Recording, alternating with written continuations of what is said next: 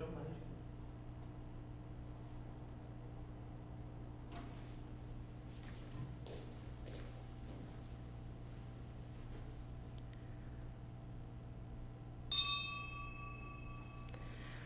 너희 모든 나라들아 여호와를 찬양하며 너희 모든 백성들아 그를 찬송할지어다. 우리에게 향하신 여호와의 인자하심이 크시고 여호와의 진실하심이 영원함이로다. 아멘. 은혜의 하나님, 어려운 상황 중에도 주님을 의지하며 이렇게 각자의 처소에서 수요 예배로 모이게 하심을 감사드립니다. 마음과 뜻과 정성을 모두어 드리는 이 예배를 기뻐 흠향하시고 주님이 이 땅에 오신 이유를 기억하며 순종하는 우리 동원교회와 속한 모든 권속들이 되도록 인도해 주시옵소서. 예수 그리스도의 이름으로 기원합니다. 아멘. 찬송가 112장 함께 찬양하시겠습니다.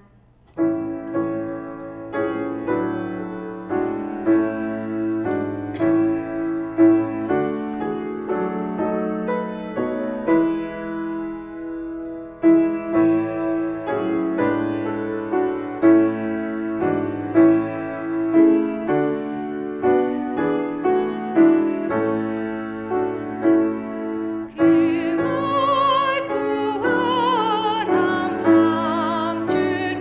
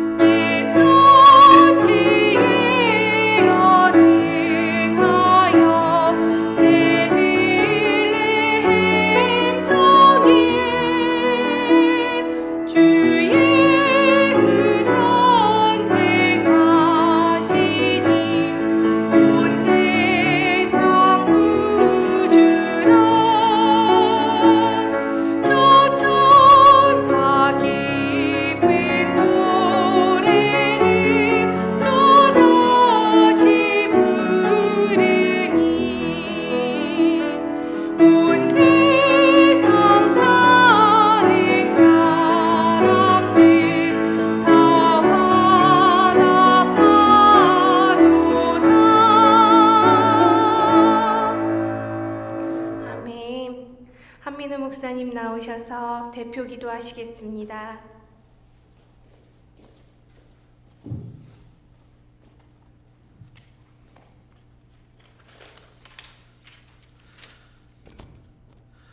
다 함께 기도 드리시겠습니다. 사랑의 하나님, 이 추운 날 아기 예수님을 간절히 기다리는 마음으로 각자의 자리에서 예배를 드립니다. 어떻게든 이 추위를 이겨내야 할 텐데 불어오는 매서운 바람 속에서 이겨나가야 할 용기는 계속 사그라듭니다. 어두운 세상, 꺼져가는 불꽃 속에서 다시 오시는 아기 예수님이 세상의 빛이 되시길 간절히 원합니다. 주여, 우리를 보살펴 주시옵소서. 마무리를 향해 가는 이 시점에서 계획하고 마음먹었던 모든 것들이 아름답게 끝맺음되길 원합니다. 주님의 손길로 우리가 미처 채우지 못한 것들, 부족했던 것들, 알지 못했던 것들, 서운했던 것들 모두 감싸 주실 것이라고 믿습니다. 주님, 우리를 위로해 주시옵소서. 주님, 우리 동원교회 식구들이 이 어려운 시기를 잘 이겨내길 원합니다. 더욱 치열하게 시기와 경쟁으로 살아가는 이 시대에 하나님의 마음을 품고 이 시기를 잘 이겨내길 원합니다. 나의 욕심만을 바라볼 것이 아니라 주님을 바라보고 주위를 둘러볼 수 있는 용기와 믿음을 주시옵소서. 주님의 마음을 알길 원하오니 주여 함께하여 주시옵소서.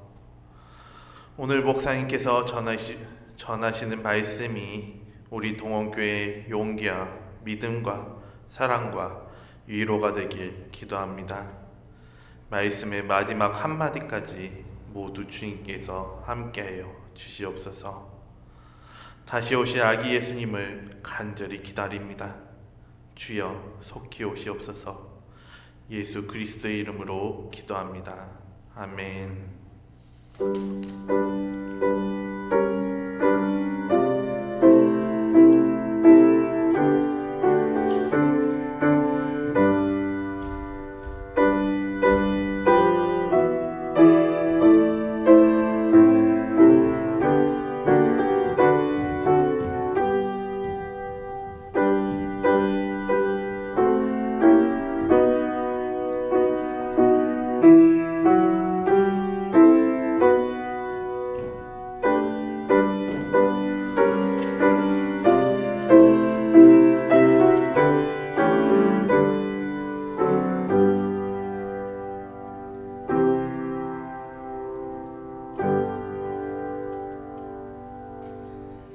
함께 보실 말씀은 누가복음 4장 16절에서 19절까지의 말씀입니다. 신약성경 93면에 기록되어 있습니다. 누가복음 4장 16절에서 19절까지 말씀을 함께 봉독하시겠습니다. 예수께서 그 자라나신 곳 나사렛에 이르사 안식일에 늘 하시던 대로 회당에 들어가사 성경을 읽으려고 서심해 선지자 이사야의 글을 들이거늘 책을 펴서 이렇게 기록된 데를 찾으시니 곧 주의 성령이 내게 임하셨으니 이는 가난한 자에게 복음을 전하게 하시려고 내게 기름을 부으시고 나를 보내사 포로된 자에게 자유를 눈먼 자에게 다시 보게 함을 전파하며 눌린 자를 자유롭게 하고 주의 은혜의 해를 전파하게 하려 하심이라 하였더라. 아멘. 벌써 대림절 셋째 주일을 지나고 다음 주면 성탄절입니다. 생전 처음으로 함께 모이지 못하고 비대면 영상 예배로 드리게 될 성탄 예배이기에 가슴은 아프지만 그럼에도 불구하고 각자의 처소에서 가족이 함께 모여 예배드릴 수 있음에 감사를 드립니다. 특별히 이번 성탄 예배 때는 꼭 1년 만에 성찬식을 함께 드리니 주보를 참조하시고 가정에서 정성으로 성찬을 준비해 주시기 바랍니다. 어느 날 한 나라의 왕이 백성들이 어떻게 살고 있는지가 궁금하여 평민의 복장으로 잠행에 나섰습니다. 그러다가 어느 시장 모퉁이에 쭈그리고 앉아 동냥하고 있는 거지 소녀를 보았지요. 왕은 그만 그 소녀에게 첫눈에 반하고 말았습니다. 그 자리에서는 차마 뭐라고 말도 붙여보지 못한 채 궁으로 돌아온 왕은 소녀를 보고 싶은 마음에 시름시름 앓다가 중병에 걸리고 말았지요. 궁중에 내놓으라 하는 실력의 의사들이 아무리 약을 쓰고 처방해 보아도 자신들의 왕이 대체 무슨 병에 걸린 것인지를 알 수가 없었습니다. 그러다 한 의사가 세상 모든 약을 써도 낫지 않으시니 이는 필시 마음의 병이라 진단을 내립니다. 무엇 하나 부족할 것 없는 우리의 왕께서 대체 무슨 마음에 근심이 있는 것인지 놀라며 웅성거리는 신하들을 바라보며 한참을 말이 없던 왕은 자신이 잠행 중에 만났던 한 소녀의 이야기를 꺼냈습니다. 그리고 왕의 그 말이 끝나기가 무섭게 신하들은 이 나라의 왕께서 그런 여인 하나 맞이하는 것이 무엇이 어렵다고 소년 마냥 가슴앓이라고 계십니까? 말만 하시면 당장 그 여인을 궁으로 데리고 와 왕의 앞에 세울 수 있으니 명령만 내리십시오. 이렇게 외쳤지요. 그 외침을 들은 왕은 이리 말했다 합니다. 내가 그 소녀의 몸을 데리고 올 수는 있겠지만 어찌 그 마음까지 데려올 수 있겠는가? 내가 그녀와 같이 동냥하는 저지가 되어 그녀의 삶의 자리에 녹아들고 그녀가 나를 사랑하는 것밖에는 답이 없으니 내가 어찌 씨름하지 않을 수 있겠는가? 라고 말입니다. 이 이야기는 키에르케고르라는 덴마크의 신학자가 예수님이 이 땅에 오신 이유를 대중들에게 보다 쉽게 설명하기 위해 만든 성탄 동화입니다. 신분과 처지, 환경조차 모두 다른 소녀를 사랑하게 된 왕은 예수님이시고 당장의 앞일도 알지 못하고 먹고 사는 일에 매여서 골목 귀퉁이에서 구걸하던 거지 소녀는 우리들의 모습이지요. 키에르케고르가 살던 1800년대 당시의 사람들은 성경을 알고 믿는 데에 어려움을 가지고 있었습니다. 이는 과학이 발전하며 이성적인 사고와 철학이 발전했기 때문입니다. 신이 인간으로 태어나서 스스로의 선택으로 십자가에 달렸고 죽었고 다시 살아났다는 이야기는 많은 지성인들의 반박과 논란 속에서 늘 뜨거운 감자로 대두되곤 했지요. 그래서 키에르케고르는 이성적이고 논리적인 생각으로 똘똘 뭉친 사람들에게 요한일서 4장 9절에 하나님의 사랑이 우리에게 이렇게 나타난 바 되었으니 하나님이 자기의 독생자를 세상에 보내심은 그로 말미암아 우리를 살리려 하심이라는 말씀을 동화에 빗대어 전하게 된 것입니다. 하나님의 사랑이 아기 예수님으로 우리에게 나타난 성탄을 기리며 우리는 오늘 대림절기를 보내고 있습니다. 그 사랑이 너무나 크기에 결국 자신의 모든 것을 내려놓고 사랑하는 우리의 곁에 다가와 내밀어 주신 그 따뜻한 왕 대신 주님의 손을 꼭 잡고 살아가는 우리 동원교회와 속한 모든 권속들이 되시기를 주님의 이름으로 소망합니다. 오늘 본문은 예수님께서 세례를 받으시고 광야에서 3가지 시험을 이기신 후 갈릴리로 돌아가신 이후의 이야기입니다. 예수님 공생애의 시작이 되는 말씀이지요. 우리 함께 16절의 말씀을 다시 보시겠습니다.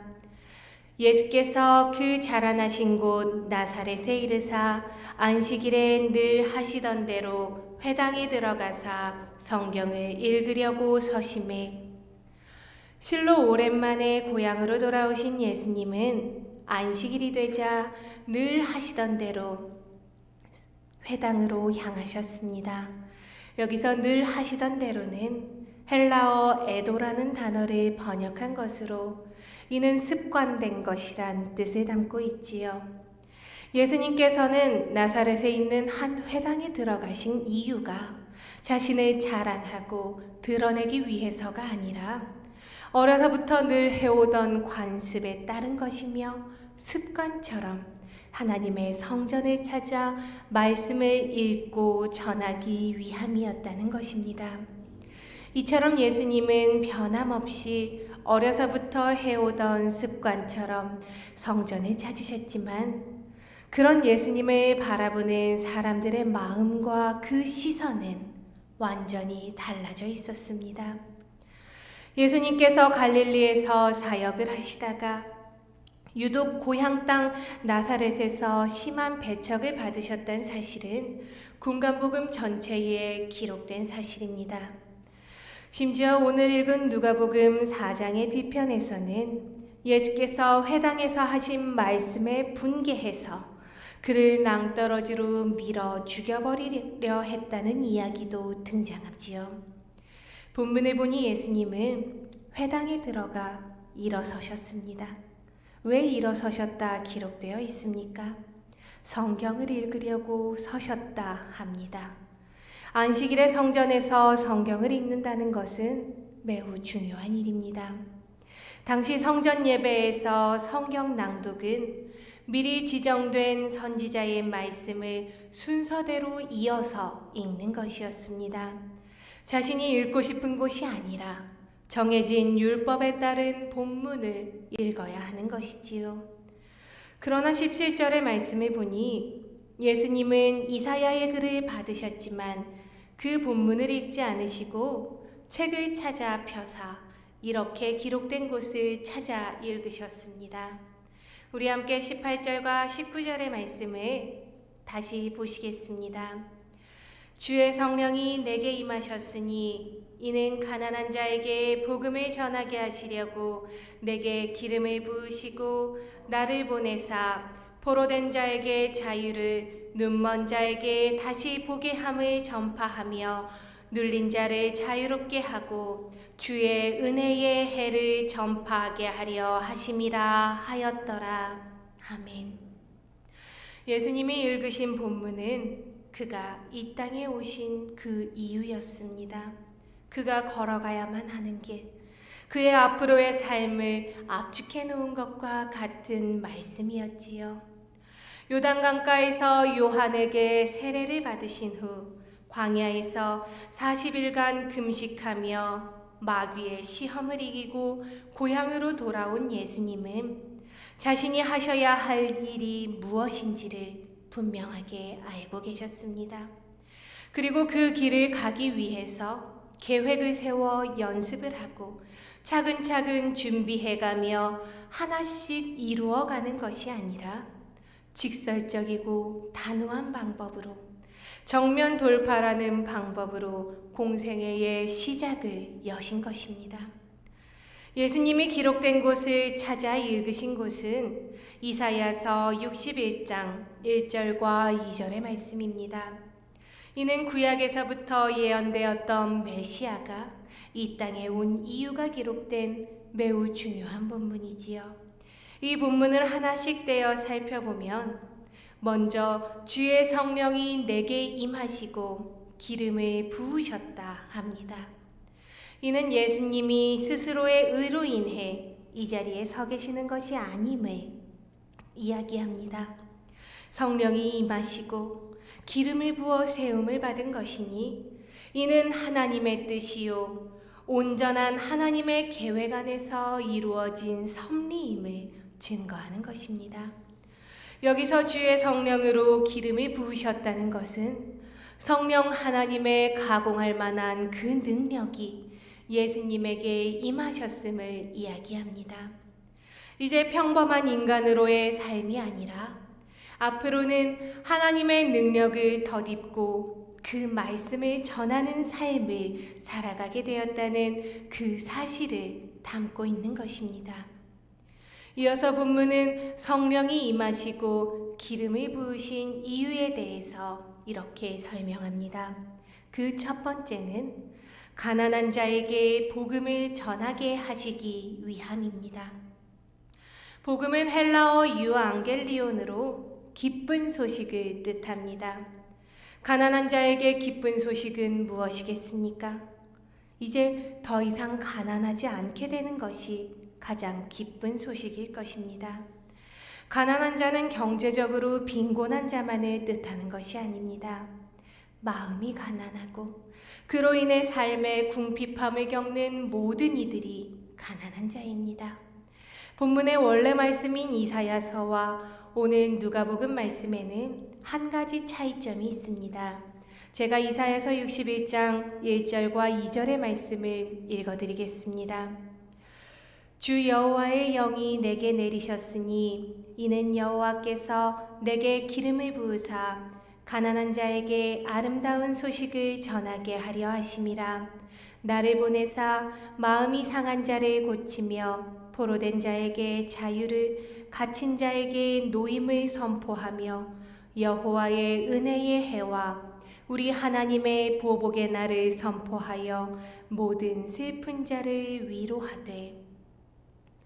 누가복음은 가난한 자에게 아름다운 소식을 전하게 하기 위해서 여호와께서 내게 기름을 부으셨고 마음이 상한 자를 고치게 한다는 그 말씀에 아름다운 소식을 기쁜 소식이라 말하고 있습니다. 마음이 상한 자도 기쁜 소식이 필요한 가난한 자인 것입니다. 원어 성경을 보면 마음이 상한다는 것은 헬라어로 심장이 깨지는 고통을 의미하는데, 이는 주체할 수 없을 정도로 고통스러운 마음의 상처를 표현할 때 사용하는 단어입니다. 어떤 이유로 인해 그들의 심령이 깨지고 찢어지고 고통 중에 있을 때 성령께서는 그들을 긍휼히 여기시고 세상 그 누구도 치료할 수 없는 그 상처를 예수 그리스도로 싸매고 치료해 주시리라는 은혜의 말씀인 것입니다. 사랑하는 성도 여러분, 참으로 가난하고 마음이 상하는 올 한 해였으리라 생각이 됩니다. 누구 하나 다르지 않고 모두가 참 힘든 시기이지요. 오늘 가난한 나에게, 마음이 상한 우리들에게 예수님이 이 땅에 오시어 나를 부욕해 하시고 상처를 치료해 주실 것이라 약속하신 이 말씀이 위로가 되시고 은혜가 되실 수 있기를 간절히 축원합니다. 성령이 예수께 임하시고 기름을 부으신 두 번째 이유는 포로된 자에게 자유를 주시기 위함입니다. 포로된 자는 자유함이 없는 자입니다. 여전히 죄와 사망 가운데 사는 자를 의미하며 하나님 형상대로 지음받은 인간의 삶을 누리며 살지 못하는 자입니다. 당시 이스라엘 백성들은 하나님을 바로 믿기 위한 지침으로서의 율법이 아니라 율법을 지키기 위해서 하나님을 믿는 삶을 살아가고 있었습니다. 하나님을 찬양하기 위한 방법이 찬양의 대상보다 높아지고 중요해진 것입니다. 시간이 지날수록 사람들은 율법이라는 틀에 갇혀서 예배드림의 즐거움과 기쁨을 알지 못하게 되고만 것입니다. 예를 들면 이렇습니다. 이스라엘 백성은 죄를 지으면 성막에 나와 양을 잡아 번제물을 드리고 회개를 드려야 했습니다. 그런데 죄를 짓고 회개하고 나니 번제물을 드리기 위해선 양이 필요합니다. 그 양을 마련하기 위해서 일을 하느라 예배를 드리지 못하는 일들이 그 삶에 일어나고 만 것입니다. 그리고 그 마음에는 내가 하나님께 회개하기 위해서 속죄죄를 드리기 위한 양을 구하기 위해 노력하며 예배를 드리지 못하는 것이니 하나님도 나를 이해해 주시겠지. 예배 한 번 빠지는 것 좀 괜찮겠지라는 생각이 자리를 잡아 점점 주객이 전도되는 일상들이 이스라엘 백성들에게 완연해지고 만 것입니다. 죄를 지으면 하나님께 나와 예배드리고 회개하는 방법이 적힌 그 본문 말씀에 집중해 그 과정에 매이다 보니 진심으로 회개하고 뉘우치는 과정이 생략되어 죄사함을 받기는커녕 마음의 근심과 불안함이 가득한 삶을 살 수밖에 없으니 결국 포로된 자가 되고 만 것입니다. 불교의 유명한 이야기 중에 달을 가리키는 손가락이란 이야기가 있습니다. 저것이 달이다 라고 손가락으로 가리키면 그 손가락 끝에 있는 달을 바라보아야 하는데 그 손가락을 바라보며 손가락이 왜 저렇게 생겼지? 손가락을 어떻게 펴고 있는 건지? 손에 든 각도는 어떻고 대체 저 손은 왜 저렇게 생겼는지 이런 생각에 빠져서 정작 바라봐야 할 것을 보지 못하는 것을 풍자한 이야기입니다. 사랑하는 성도 여러분, 무엇이 중요한 것인지를 분별하며 하나님께 예배드리는 일상을 그 기쁨을 회복하시길 바랍니다. 하나님의 말씀대로 살기 위해서 하나님을 저버리는 일들이 우리 삶에서 일어나서는 안 될 것입니다. 우리 동원교회와 특별히 이 시간 함께 예배드리는 우리 모두의 삶이 하나님을 바로 바라보며 진정한 자유함을 얻는 삶이 되기를 주님의 이름으로 축복합니다. 예수님이 이 땅에 오신 세 번째 이유는 눈먼 자를 다시 보게 하기 위함이었습니다. 눈먼 자는 말 그대로 앞을 보지 못하는 자입니다. 앞서 소개해드린 키에르케고르의 성탄동화는 총 2가지입니다. 하나는 거지 소녀를 사랑하게 된 왕의 이야기이고 다른 하나는 인도 청년의 이야기입니다. 어느 인도 청년이 미국에 유학을 갔다고 합니다. 그는 인도인이었기에 힌두교를 믿고 있었는데 미국에 와서 공부 중에 만난 한 친구가 그에게 그리스도를 전도했다 합니다. 그런데 그 인도 청년은 다른 것은 다 그렇다 치겠는데 성육신만큼은 도통 이해할 수가 없다고 하며 어떻게 신이 사람이 되어 이 땅에 내려올 수 있냐며 예수님을 믿고 그 이야기를 듣는 것을 거부했습니다. 그런 이야기를 나누고 있는 그들이 걸어가고 있는 길 가운데 트랙터가 땅을 갈고 있었답니다. 그리고 그 트랙터가 갈고 있는 땅의 끄트머리에 큰 개미집이 있는 것을 이야기 중에 인도 청년이 발견하였지요. 인도 청년은 저 개미들은 이제 어떻게 하냐며 안타까워했습니다. 그가 믿는 힌두교에서는 개미의 생명도 소중하게 여겼기 때문입니다. 그때 미국인 친구가 재치 있는 답변을 했습니다. 내가 아무리 외치고 안타까워해도 개미는 내 말을 알아들을 수가 없다. 내가 개미가 되어서 개미의 말을 한다면 모를까. 하늘에 계신 하나님이 성육신 하신 건 우리가 하나님의 말을 온전하게 알아들을 수 있도록 하나님이 우리와 같은 인간이 되셔서 우리를 지키고 보호하며 말씀하기 위해서 보여주신 사랑이라고 말하였다 합니다. 이와 같이 예수님에 대한 이야기를 들어도 이해하지 못하는 이들이야말로 눈멀어 앞을 보지 못하는 자들입니다. 이런 사람들이 빛을 보고 하나님을 바로 알고 그 사랑 가운데 살아갈 수 있게 하기 위해서 예수님이 이 땅에 오신 것이지요. 우리는 예수를 그리스도라 고백하였으니 어둠 가운데서 벗어나야 할 것입니다. 그리고 이제 눈먼 자를 다시 보게 한 예수님의 그 삶을 우리는 살아내야 할 것입니다. 거짓의 눈이 가리워져 하나님의 뜻을 알지 못하는 눈먼 자의 삶에서 벗어나고 밝은 빛 가운데 살아가시는 귀한 주님의 자녀들이 되시길 소망합니다. 마지막으로 예수님이 주의 성령으로 기름 부으심을 받아 이 땅에 오신 네 번째 이유는 눌린 자를 자유롭게 하기 위함입니다. 우리의 삶을 돌아보면 얼마나 많은 올가미가 우리를 애워싸고 짓누르고 있는지 모릅니다. 부모로서의 소임이 올무가 되고 자녀로서의 역할은 숨이 막힙니다. 가장으로서 해야 하는 일들은 우리를 지치게 하고 신앙인이라는 이름의 무게가 어깨를 짓누르기도 하지요.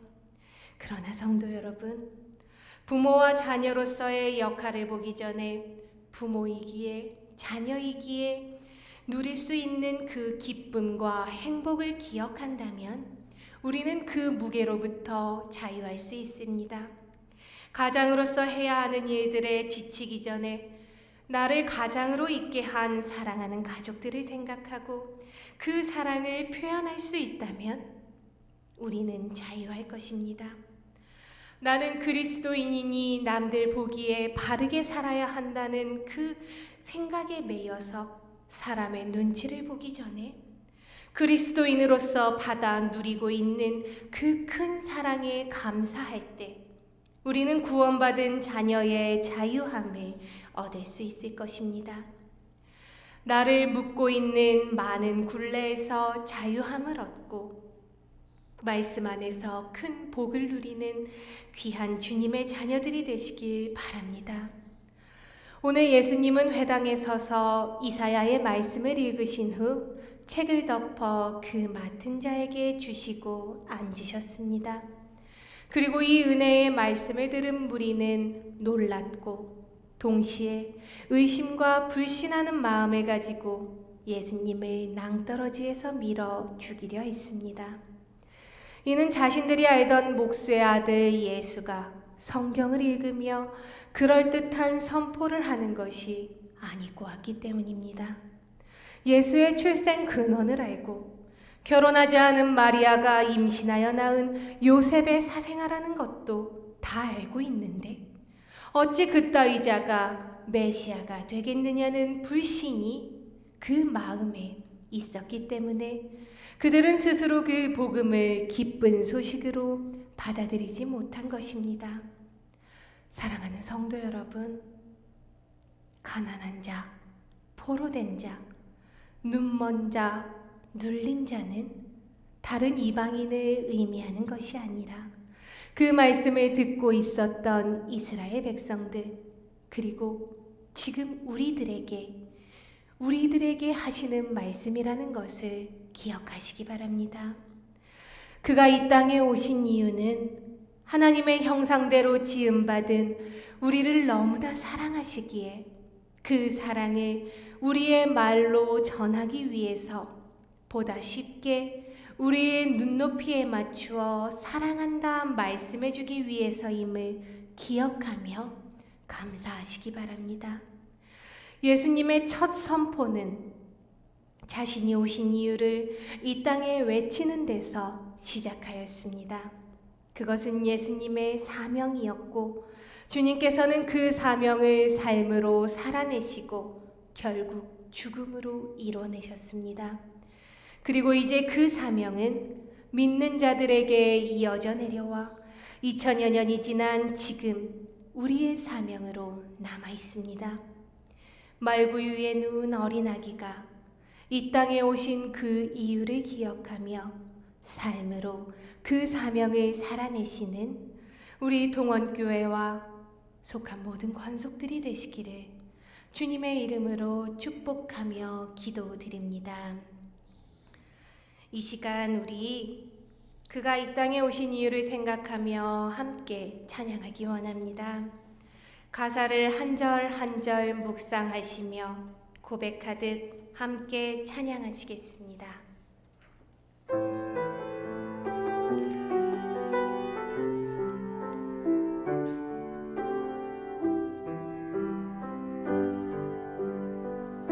이 세상 가장 아름다운 순종의 눈물, 온 세상 다시 빛나게 한